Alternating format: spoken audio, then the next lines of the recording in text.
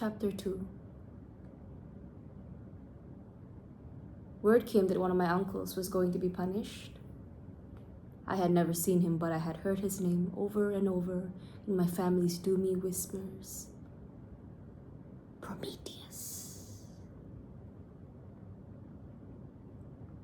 Long ago, when mankind was still shivering and shrinking in their caves, he had defied the will of Zeus and brought them the gift of fire. From its flames had sprung all the arts and profits of civilization that jealous Zeus had hoped to keep from their hands. For such rebellion, Prometheus had been sent to live in the underworld's deepest pit until a proper torment could be devised. And now Zeus announced the time was come. My other uncles ran to my father's palace, beards flapping, fear spilling from their mouths. They were a motley group. Rivermen with muscles like the trunks of trees, brine-soaked mergods with crabs hanging from their beards, stringy old-timers with seal meat in their teeth. Most of them were not uncles at all, but some sort of grand-cousin. They were titans, like my father and grandfather, like Prometheus, the remnants of the war among the gods.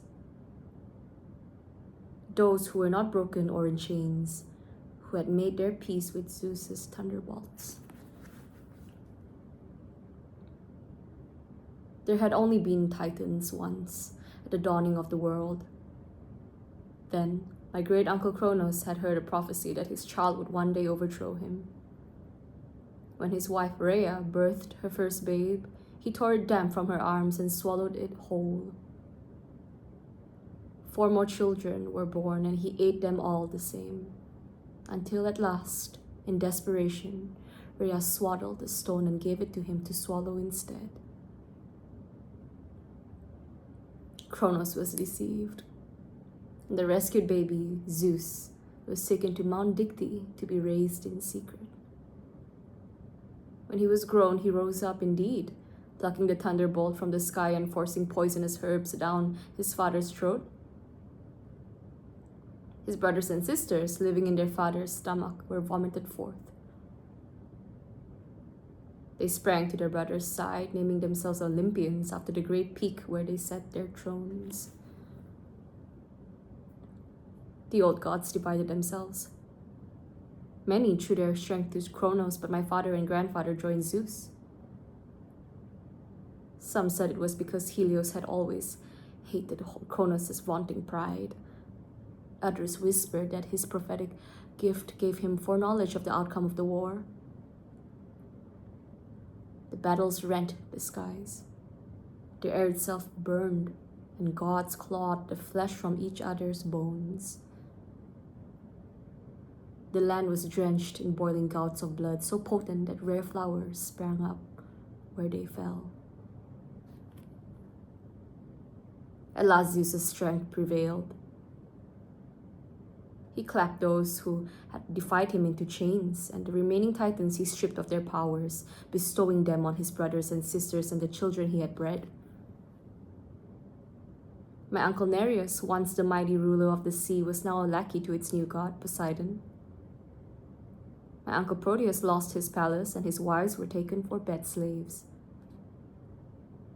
Only my father and grandfather suffered no diminishment, no loss of place. The Titans sneered. Were they supposed to be grateful? Helios and Oceanus had turned the tide of war. Everyone knew it. Zeus should have loaded them with new powers, new appointments, but he was afraid, for their strength already matched his own. They looked to my father, waiting for his protest, the flaring of his great fire. But Helios only returned to his halls beneath the earth, far from Zeus' sky-bright gaze. Centuries had passed. The earth's wounds had healed and the peace had held. But the grudges of gods are as deathless as their flesh, and on feast nights, my uncles gathered close at my father's side. I loved the way they lowered their eyes when they spoke to him, the way they went silent and attentive when he shifted in his seat. The wine bowls emptied and the torches waned. It has been long enough, my uncles whispered. We are strong again. Think what your fire might do if you set it free. You are the greatest of the old blood, greater even than Oceanus, greater than Zeus himself if only you wish it. My father smiled. Brothers, he said, what talk of this? Is there not smoke and savor for all? This Zeus does well enough. Zeus, if he had heard, would have been satisfied. But he could not see what I saw plain on my father's face. Those unspoken, hanging words. This Zeus does well enough. For now. My uncles rubbed their hands and smiled back. They went away, bent over their hopes, thinking what they could not wait to do when Titans ruled again. It was my first lesson. Beneath the smooth, familiar face of things is another that waits to tear the world in two.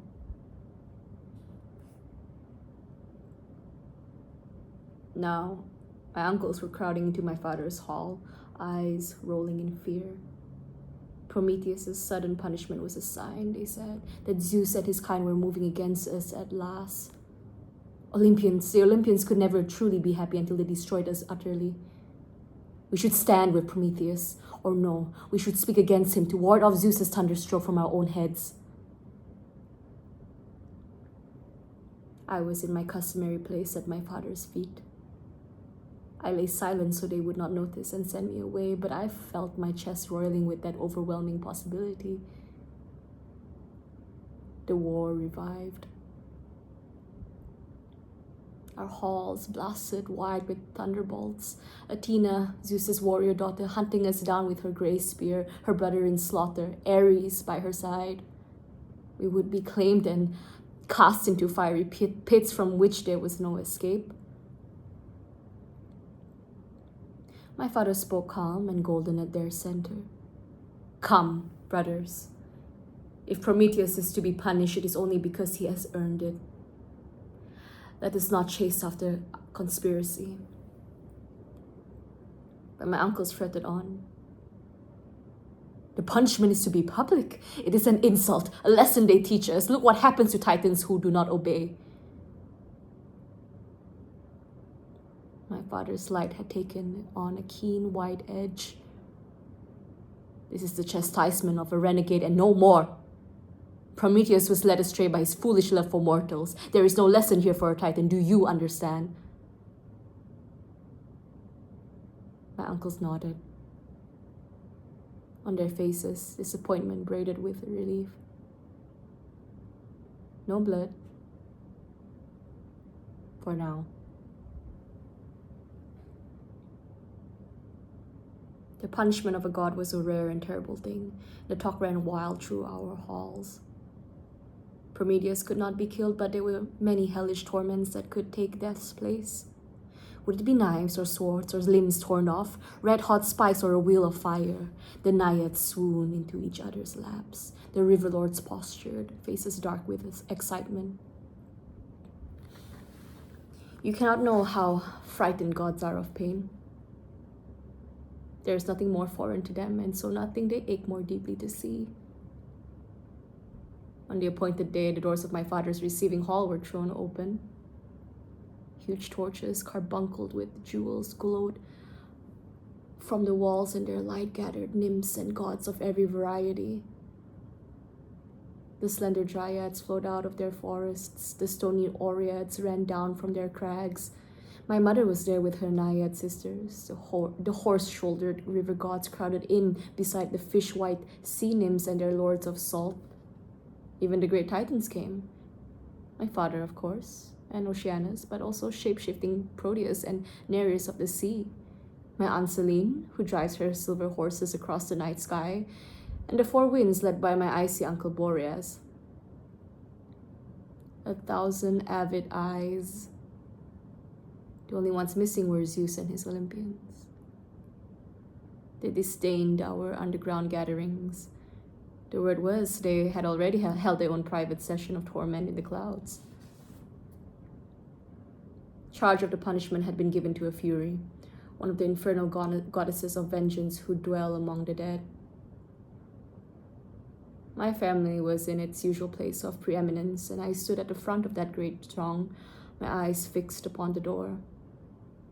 Behind me, the naiads and river gods jostled and whispered, "I hear they have serpents for hair. No, they have scorpion tails and eyes dripping blood." The doorway was empty. Then at once it was not. Her face was gray and pitiless, as if cut from living rock, and from her back dark wings lifted, jointed like a vulture's. A forked tongue flicked from her lips. On her head, snakes writhed, green and thin as worms, weaving living ribbons through her hair. "I bring the prisoner."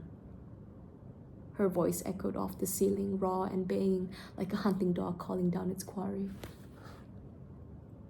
She strode into the hall. In her right hand was a whip, its tip rasping faintly as it dragged along the floor. In her other hand stretched a length of chain, and at its end followed Prometheus. He wore a thick white blindfold and the remnants of a tunic around his waist. His hands were bound and his feet too, yet he did not stumble. I heard an aunt beside me whisper that the fetters had been made by the great god of smiths, Hephaestus himself, so not even Zeus could break them. The Fury rose up on her vulture wings and drove the manacles high into the wall. Prometheus dangled from them, his arms drawn taut, his bones showing knobs through the skin. Even I, who knew so little of discomfort, felt the ache of it. My father would say something, I thought, or one of the other gods. Surely they would give him some sort of acknowledgement, a word of kindness. They were his family after all. But Prometheus hung silent and alone. The Fury did not bother with a lecture. She was a goddess of torment and understood the eloquence of violence. The sound of the whip was a crack like oaken branches breaking. Prometheus's shoulders jerked and a gash opened in his side, long as my arm. All around me, indrawn breaths hissed like water on hot rocks. The Fury lifted her lash again. Crack! A bloodied strip tore from his back. She began to carve him in earnest, each blow falling on the neck, peeling his flesh away in long lines that crossed and recrossed his skin. The only sound was the snap of the whip and Prometheus's muffled, explosive breaths. The tendon stood out in his neck. Someone pushed at my back, trying for a better view. The wounds of gods heal fast, but the Fury knew her business and was faster. Blow after blow she struck, until the leather was soaked. I had understood gods could bleed, but I had never seen it.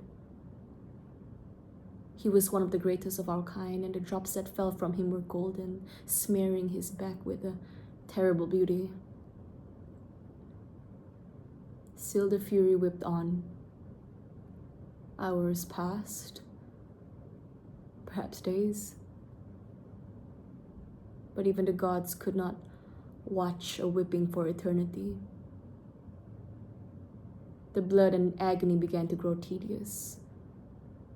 They remembered their comforts, the banquets that were waiting on their pleasure, the soft couches laid with purple, ready to enfold their limbs. One by one they drifted off, and after a final lash the Fury followed, for she deserved a feast after such work. The blindfold had slipped from my uncle's face. His eyes were closed and his chin drooped on his chest. His back hung in gilded shreds.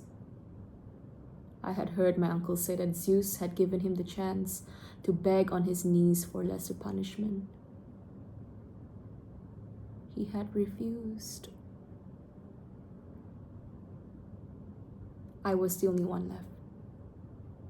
The smell of ichor drenched the air, thick as honey. The rivulets of molten blood were still chasing down his legs. My pulse struck in my veins. Did he know I was there?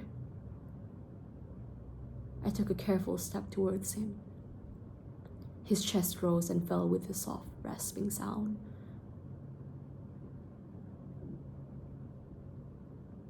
Lord Prometheus? My voice was thin in the echoing room. His head lifted to me, open. His eyes were handsome, large and dark and long-lashed.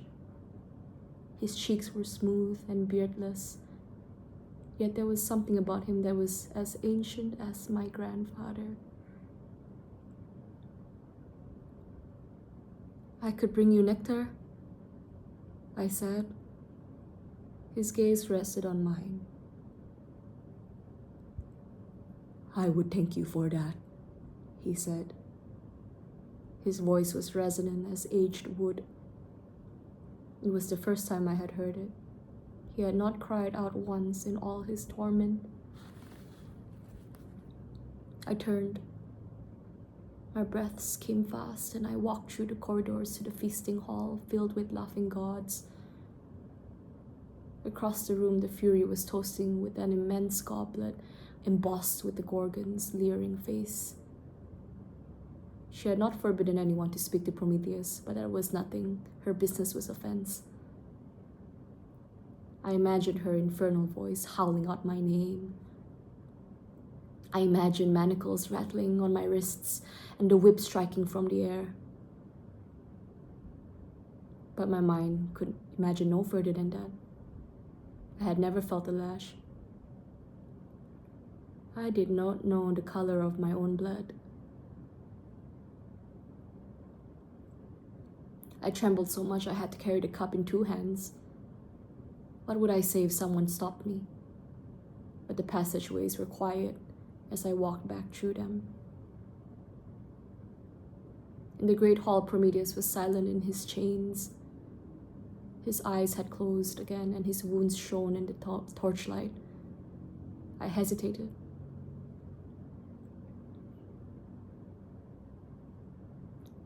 I do not sleep, he said. Will you lift the cup for me? I flushed. Of course he could not hold it himself. I stepped forward, so close that I could feel the heat rising from his shoulders. The ground was wet with his fallen blood. I raised the cup to his lips and he drank. I watched his throat moving gently. His skin was beautiful, the color of polished walnut. It smelled of green moss drenched with rain. You are a daughter of Helios, are you not? He said, when he had finished, and I'd stepped back. Yes. The question stung. If I had been a proper daughter, he would not have had to ask. I would have been perfect and gleaming with beauty poured straight from my father's source. Thank you for your kindness. I did not know if I was kind. I felt I did not know anything. He spoke carefully, almost tentatively. Yet his treason had been so brazen. My mind struggled with the contradiction. Bold action and bold manner are not the same. Are you hungry? I asked. I could bring you food.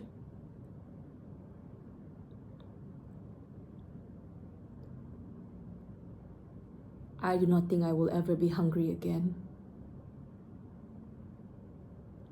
It was not piteous as it might have been in a mortal.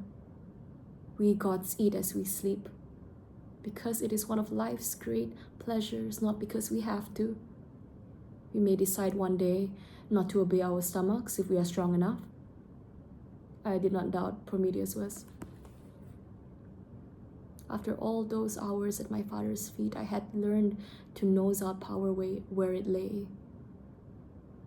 Some of my uncles had less scent than the chairs they sat on, but my grandfather Oceanus smelled deep as rich river mud, and my father like a searing blaze of just fed fire. Prometheus's green moss scent filled the room. I looked down at the empty cup, willing my courage. You ate it, mortals, I said. That is why you are punished. It is. Will you tell me? What is a mortal like?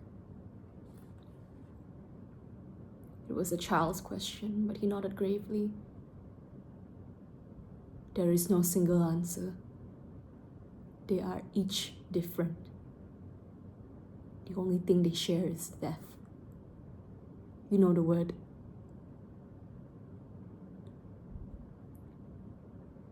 I know it, I said. But I do not understand. No god can. Their bodies crumble and pass into earth. Their souls turn to cold smoke and fly to the underworld. There, they eat nothing and drink nothing and feel no warmth. Everything they reach for slips from their grasp. A chill shivered across my skin. How do they bear it?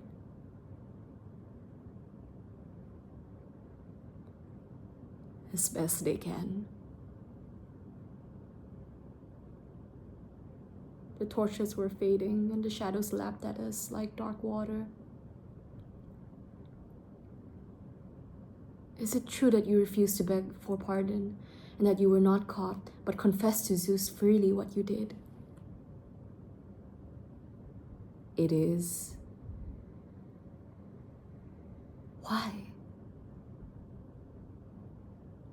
His eyes were steady on mine. Perhaps you will tell me. Why would a god do such a thing? I had no answer. It seemed to me madness to invite divine punishment, but I could not say that to him, not when I stood in his blood. Not every god need be the same, he said. What I might have said in return, I do not know. A distant shout floated up the corridor. It is time for you to go now. Alecto does not like to leave me for long. Her cruelty springs fast as weeds and must any moment be cut again. It was a strange way to put it, for he was the one who would be cut. But I liked it, as if his words were a secret. A thing that looked like a stone, but inside was a seed.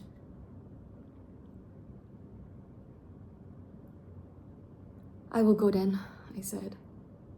You will be well? Well enough, he said. What is your name? Circe. Did he smile a little? Perhaps I only flattered myself. I was trembling with all I had done, which was more than I had ever done in my life. I turned and left him, walking back through those obsidian corridors. In the feasting hall, gods still drank and laughed and lay across each other's laps. I watched them. I waited for someone to remark on my absence, but no one did, for no one had noticed. Why would they? I was nothing. A stone. One more nymph child among the thousands. A strange feeling was rising in me. a sort of humming in my chest like bees at winter's thaw. I walked to my father's treasury filled with its glittering riches, golden cups shaped like the heads of bulls, necklaces of lapis and amber, silver tripods and quartz, chiseled bowls with swan-neck handles. My favorite had always been a dagger with an ivory haft carved like a lion's face. A king had given it to my father in hopes of gaining his favor. And did he? I once asked my father. No, my father had said. I took the dagger. In my room, the bronze edge shone in the taper's light, and the lion showed her teeth. Beneath lay my palm, soft and unlined. It could bear no scar, no festering wound. It would never wear the faintest print of age. I found that I was not afraid of the pain that would come. It was another terror that gripped me, that the blade would not cut at all, that it would pass through me like falling into smoke. It did not pass through. My skin leapt apart at the blade's touch, and the pain darted silver and hot as lightning strike. The blood that flowed was red, for I did not have my uncle's power. The wound seeped for a long time before it began to reknit itself.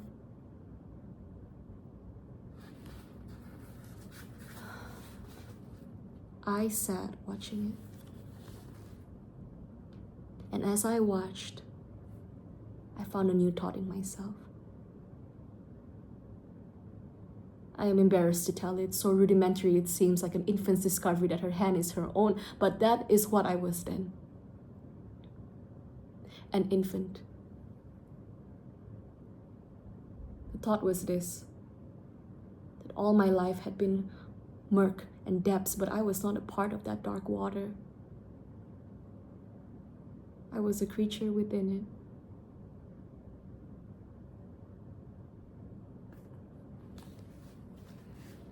End of chapter 2.